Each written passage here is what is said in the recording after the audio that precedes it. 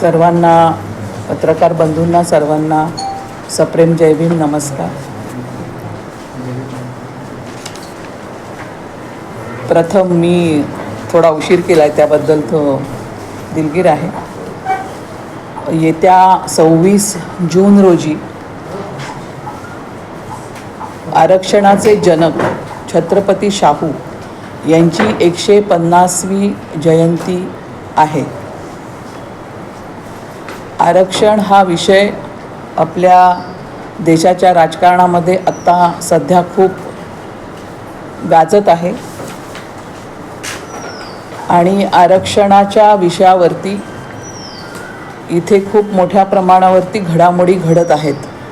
महाराष्ट्रामध्ये सुद्धा मराठा, गरीब मराठा आरक्षण आणि OBC आरक्षण याच्यामध्ये एक तणावपूर्ण स्थिती निर्माण झालेली दिसते आहे आणि अतिशय संवेदनशील असा हा मुद्दा बनलेला आहे. आरक्षणाची एकूणच जी भूमिका आहे त्याच्या बाबतीमध्ये जे लोक आत्तापर्यंत पारंपरिकदृष्ट्या आरक्षण विरोधी मानले जात होते ते देखील आज आरक्षणाच्या बाजूने उभे राहिलेले आपल्याला दिसत आहेत. तर ह्या परिस्थितीमध्ये एकूण आपल्या देशामधल्या सामाजिक परिस्थितीमध्ये आरक्षण हा विषय अतिशय महत्त्वाचा आणि गंभीर आहे, कारण ती संविधानाने दिलेली एक कार्यक्रम आहे तो, आणि तो इथल्या सामाजिक परिवर्तनासाठी, सामाजिक पुनर्रचनेसाठी अतिशय महत्त्वाचा असा कार्यक्रम आहे. आणि ह्याची सुरुवात म्हणजे एकूण आरक्षण नीतीची सुरुवात जी महाराष्ट्रामध्ये झालेली दिसते ती शाहू छत्रपतींच्या कारकिर्दीमध्ये सुरू झाली आणि म्हणून आपण त्यांना आरक्षणाचे जनक असं म्हणतो. त्यामुळे ही शाहूंची जयंती ही शासनासाठी आणि एकूणच महाराष्ट्रामधल्या जनतेसाठी देखील एक महत्त्वाची असा एक टप्पा आहे. परंतु तरी आपल्याला असं दिसत आहे की शासकीय पातळीवरती शाहूंच्या जयंतीचा कोणताही कार्यक्रम इथे झालेला दिसत नाही किंवा इथल्या राजकीय पक्षांनी देखील शाहूंच्या जयंतीकडे एक प्रकारे दुर्लक्षच केलेलं आहे. वंचित बहुजन आघाडीच्या वतीने हा जो शाहूंच्या जयंतीचा कार्यक्रम आहे हा खूप व्यापक प्रमाणावरती साजरा व्हावा आणि समाजामध्ये हा संदेश आपण घेऊन गेलं पाहिजे की आरक्षणामुळे या ठिकाणच्या वंचित बहुजनांना इकडच्या व्यवस्थेमध्ये एक संधी मिळाली. त्यामुळे आपण या आरक्षणाच्या बाजूने ह्या ठिकाणी आहोत आणि भविष्यातही आरक्षणाच्या बाजूने वंचित बहुजन आघाडी राहणार आहे. आणि ही गोष्ट अधोरेखित करण्यासाठी या बाबतीमध्ये समाजामध्ये जागृती, संघटन आणि संदेश देण्यासाठी म्हणून संपूर्ण महाराष्ट्रामधल्या प्रत्येक जिल्ह्यामध्ये शाहू जयंतीचा कार्यक्रम लोकांमध्ये घेऊन जाण्याची भूमिका आम्ही केलेली आहे आणि प्रत्येक जिल्ह्यामध्ये हा कार्यक्रम खूप मोठ्या प्रमाणावरती आम्ही साजरा करणार आहोत 26 तारखेला. आणि हा जो आरक्षणाचा विषय आहे या विषयामध्ये जे गंभीर प्रश्न उपस्थित झालेले आहेत त्याची देखील साधक-बाधक चर्चा समाजामध्ये व्हावी. त्यातून आत्ता निर्माण झालेले जे काही प्रश्न आहेत त्याच्या बाबतीमध्ये देखील इथे चर्चा घडून यावी अशी भूमिका वंचित बहुजन आघाडीची आहे.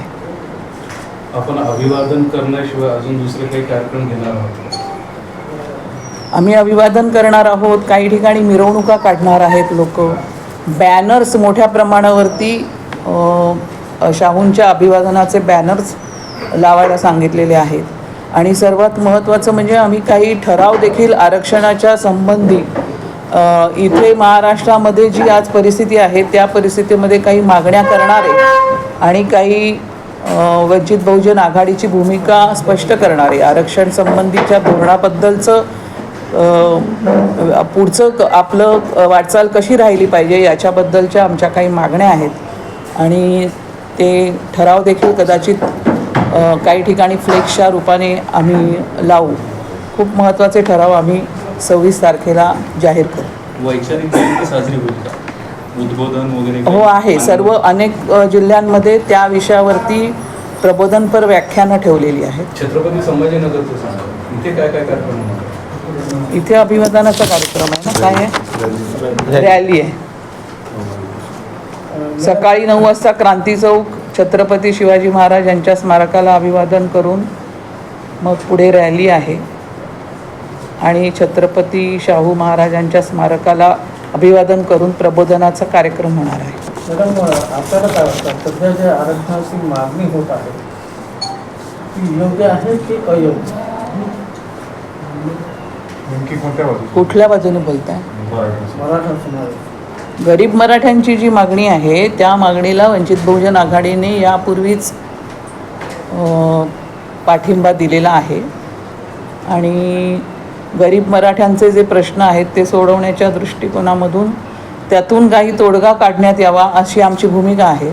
पण त्याच्याबरोबरच असं आमचं म्हणणं आहे की गरीब मराठ्यांना OBCच्या कोट्यामधून आरक्षण देता येणार नाही. या बाबतीमध्ये आम्ही क्लिअर आहोत की त्यांना सर्टिफिकेट देऊन किंवा त्यांना OBC कोट्यामध्ये घालून हा प्रश्न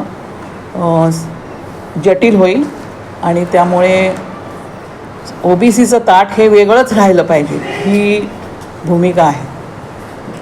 मग आता जे पुरावे सापडले, जे सर्टिफिकेट इश्यू केले गेले, त्याबाबत आपली भूमिका काय आहे? ती योग्य आहे की अयोग्य आहे? बघा असं आहे की आरक्षण हा विषय होईल आणि त्यामुळे OBCचं ताट हे वेगळंच राहिलं पाहिजे ही भूमिका आहे. मग आता जे पुरावे सापडले, जे सर्टिफिकेट इश्यू केले गेले, त्याबाबत आपली भूमिका काय आहे? ती योग्य आहे की अयोग्य आहे? बघा असं आहे की आरक्षण हा विषय अत्यंत गंभीर विषय आहे आणि त्याच्यामध्ये आत्तापर्यंत आपण बघत होतो की सर्टिफिकेट हे एक महत्त्वाचं डॉक्युमेंट आहे आणि ह्या सर्टिफिकेट करताना आपल्याला काही पुरावे सादर करावे त्या ठिकाणी लागतात. ते पुरावे तपासण्याचं काम देखील अतिशय पारदर्शकपणे आणि सिरियसली गव्हर्नमेंटच्या पातळीवरती केलं गेलं पाहिजे. कारण की हा संविधानाचा जो काही कार्यक्रम आहे त्याच्या इम्प्लिमेंटेशनची जबाबदारी इथल्या ॲडमिनिस्ट्रेशनची आहे आणि त्यामुळे संपूर्ण समाजासाठी त्याच्यामध्ये पारदर्शकता असणं फार महत्त्वाचं आहे. म्हणजे खोटे पुरावे किंवा चुकीचे पुरावे त्या ठिकाणी चालत नाहीत आणि त्यामुळे आपण तो विषय आत्तापर्यंत जो काय हाताळलेला आहे त्याच्यामध्ये पडताळणी देखील आपण व्हॅलिडिटीचा देखील समावेश त्यामध्ये केला. म्हणजे त्याच्यामधून खोट्या पुराव्यांच्या आधारे सर्टिफिकेट देऊ नयेत असं एक भूमिका आपली आहे. परंतु ह्या सर्टिफिकेट देत असताना खूप मोठ्या प्रमाणावरती खूप घाईगर्दीने सर्टिफिकेट केवळ संख्या त्यांची वाढवण्याच्या दृष्टिकोनामधून खूप दांडगाई झालेली आहे असं आम्हाला वाटतं आणि म्हणून OBCमध्ये देखील जी अस्वस्थता आज दिसत आहे ती त्याच्याचमुळे आहे. त्यामुळे तिथे उपोषण होत आहे, त्याच्यामधला तणाव वाढलेला आहे. तर आम्हाला असं वाटतं की याच्यामधली पारदर्शकता ही समाजाला दिसली पाहिजे. ती आज दिसत नाही आहे अशी आमची भूमिका आहे. मुस्लिम आरक्षणाची मागणी होती आहे, कसं बघताय मॅम? मुस्लिम आरक्षण आपल्याकडे मान्य आहे, 5% मंजूर झालेलं आहे. म्हणजे याच्या आधीचं जे सरकार होतं, 1900 आधीचं जे सरकार होतं इथे, त्या सरकारने ती मंजूर केलेली आहे. सुप्रीम कोर्टामध्ये हे मुस्लिम आरक्षण व्हॅलिड ठरवलं गेलेलं आहे. त्याच्या फक्त इम्प्लिमेंटेशनची गरज आहे, पण त्याचा इम्प्लिमेंटेशनचा निर्णय सरकार घेत नाही. कसं आहे की काही प्रश्न हे सुप्रीम कोर्टाने जिथे ओके केलेले आहेत ते करून घेणं ही महत्त्वाची गोष्ट आहे, परंतु त्याचं इम्प्लिमेंटेशन होत नाही. आमची मागणी आहे ते झालं पाहिजे. मराठा समाजाने आरक्षणाची मागणी केली, त्याला OBC विरुद्ध मराठा असं स्वरूप दिले गेलं, यामुळे समाजात एक दरी निर्माण झाली असं आपल्याला वाटतं? हो ना, कारण तो अतिशय संवेदनशीलतेने जो प्रश्न हाताळायला पाहिजे होता तो दांडगाईने हाताळला गेलेला आहे असं आम्हाला वाटतं त्या ठिकाणी. आणि जे काय आहे ते कायद्याची कसोटी, त्याच्यामधलं जे काही मग नियम आहेत त्याला धरून चिकटूनच सगळ्या गोष्टी केल्या गेल्या पाहिजेत. मी याला ओबीसी विरुद्ध मराठा असं मानत नाही. मी याला असं मानते की त्या ठिकाणी जी गडबड करण्यात आलेली आहे ही सर्टिफिकेटं घेताना देताना, त्यामुळे हा तणाव निर्माण झालेला आहे. लोकांना कसं आहे की सरकार जे काही करत आहे त्याची एक विश्वासार्हता असली पाहिजे आणि ती विश्वासार्हता नाही राहिलेली हा प्रश्न आहे. दोन्ही प्रकरणात अतिरिक्त राजकीय हस्तक्षेप होतोय असं वाटतं. कुठल्या दोन्ही प्रकार? मराठा बाजूने पण आणि ओबीसी महाविकास आघाडी विरुद्ध महायुती असंही त्याला नाही, त्याला एक राजकीय रंग देऊन त्याला त्याच्यामधून एक सामाजिक तणाव वाढवून त्याच्यामध्ये मुद्दाम भांडणं लावण्याचा एक प्रयत्न या ठिकाणी दिसत आहे. तो राजकीय पोळी भाजून घेण्याचा प्रकार आहे आणि ते चुकीचं आहे. दोन्ही आरक्षण स्टेट स्पॉन्सर आहेत असं वाटतं मॅम तुम्हाला? काही ठिकाणी मुख्यमंत्री स्वतः जातात उपोषण सोडवायला, काही ठिकाणी दुजाभाव करतात. कुठेतरी स्टेट स्पॉन्सर ॲक्टिव्हिटी झाली काही?